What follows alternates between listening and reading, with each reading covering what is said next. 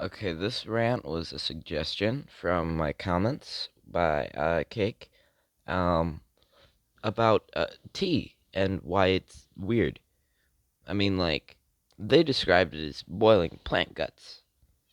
I feel like, no, it's just like burning people alive. Like, so these guys, right? They got a pot of skull of water, and so people were just like, it's too hot. What if we put plants in it? The other guy's like, what? Why would that help? And then they did. Then they both drank it.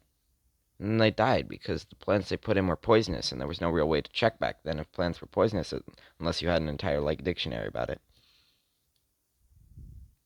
And then some other guys came and saw the concoction, but they had the plant dictionary, and they were like, "Oh, that's made of mostly poisonous plants. You probably shouldn't eat that."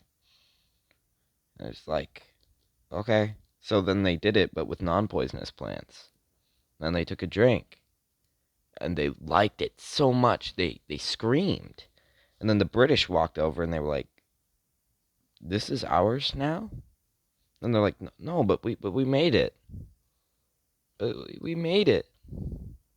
And they'd be like, "No, we made it. Us." And then they stole it, and then they killed them. But talking about the whole thing of like poisonous plants, is is poison technically a tea? Like, I'm not sure exactly what goes into poison, but I would assume it's like poisonous plants that have been, like their essence has been boiled into water.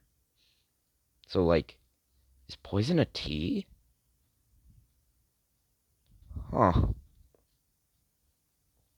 Or is poison more like a broth, like a poisonous plant broth? Is tea a broth? You know what? I'm gonna stop asking questions like that until I get an answer that I don't like. Um, but yeah, tea's pretty chill. I like tea, and the British are pretty cool people. So yeah.